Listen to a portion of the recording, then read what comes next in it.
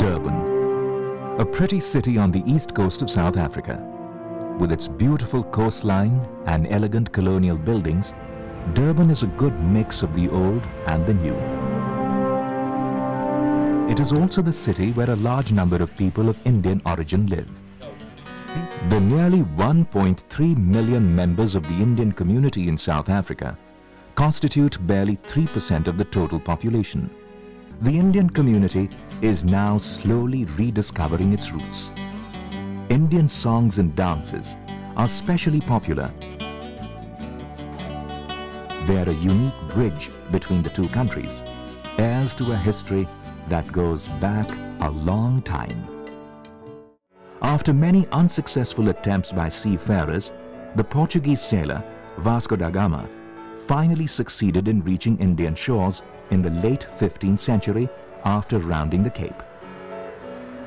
A century and a half later, in the middle of the 17th century, the first Dutch settlers heading home from the Dutch East Indies, or modern-day Indonesia, landed in the Cape. With slavery at an end, British plantation owners in Natal and elsewhere desperately wanted cheap labor to work for them. They turned to look eastwards to their other colonies. That is where India helped out. The Indian government and the South African government, or the colony, the Natal colonial government, they had negotiations and then they agreed to have labor indentured from India to South Africa. Thousands of Indians from different parts of British-ruled India left their humble villages in North, West and South India to head for Mauritius, Fiji, the Caribbean and South Africa to work in the sugar fields. By the late 19th century, despite hardships and discrimination by the ruling whites, the Indians had settled in Natal and reports of a better life attracted more of their fellow countrymen. Among the new visitors was a young London-educated lawyer, Mohandas Karamchand Gandhi. Gandhi's political activism fired the imagination of the Indians who came together to fight the ruling whites. A similar fire was also burning among black Africans who had been subjugated by racist rulers for centuries. Mohandas Gandhi left the shores of South Africa forever in 1914, but kept an abiding interest in its problems.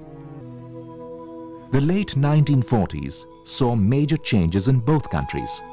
In 1947, India shrugged off the yoke of colonial rule and took its place in the Committee of Nations. The very next year, a new, dark chapter began in the troubled history of South Africa. The newly victorious National Party imposed a pernicious and racist system of segregation. They called it apartheid.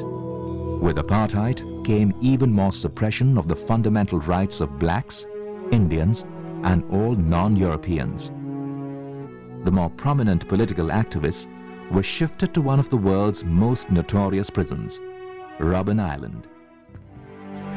The most famous prisoner was undoubtedly Nelson Mandela, a young lawyer sentenced in 1962 to life imprisonment on charges of treason. He was kept in the notorious Section B, where only the most serious cases were jailed. In 1990, Nelson Mandela was released, bringing hope and joy to millions of ordinary South Africans and to people all around the world. His first visit outside South Africa was to India, where he was awarded the country's highest civilian honor, the Bharat Ratna. After months of painstaking negotiations, the first ever democratic elections were held in South Africa in 1994. And soon after, the first ever black majority government was sworn in.